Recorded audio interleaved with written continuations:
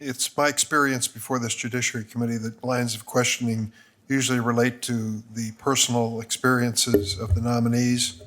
Some relate to principles of law. But I'd like to ask a question in a different area, which I found as a practicing attorney to be even more important: the temperament of the judge.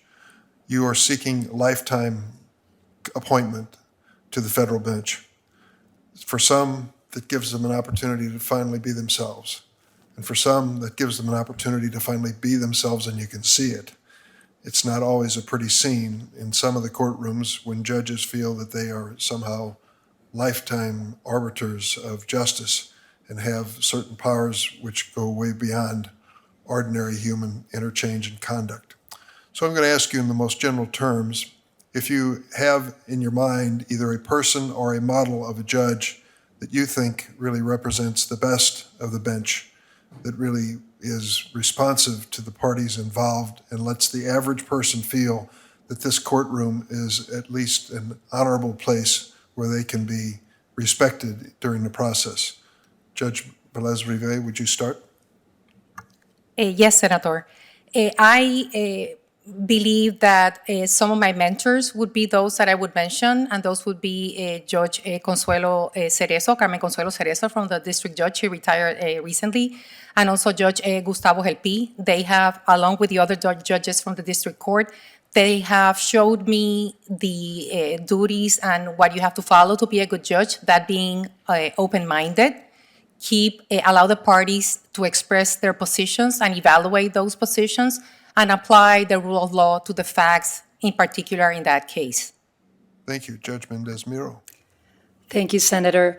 I have to immediately reference my mother-in-law, Judge Oronos Rodriguez. She was a court administrator in the same court that I served. She served there honorably for 16 years. She is the epitome of a hardworking judge, always impartial, always true to the facts, always with strict adherence to the law, but also she balanced her family life. She has a wonderful marriage of 59 years and 4 kids and a ton of grandchildren. So not only was she amazing in court and she had great temperament, but she also is a great woman of faith and a great example for me to follow. Thank you. Ms. Anton Giorgio. Thank you, Senator.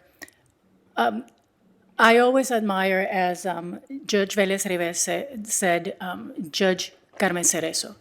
Judge Cerezo was the first Hispanic female appointed to the federal bench. She served in the District of Puerto Rico for almost 30 years. She just retired. Judge Cerezo had an impeccable command of the rule of law and an impeccable command of the rules of evidence. She was soft-spoken but firm, very collegial with the attorneys, with the parties, and with her staff. And it's somebody that has inspired me, and if I was fortunate enough to be confirmed, those traits are the traits that I want to apply if I become a judge. Thank you.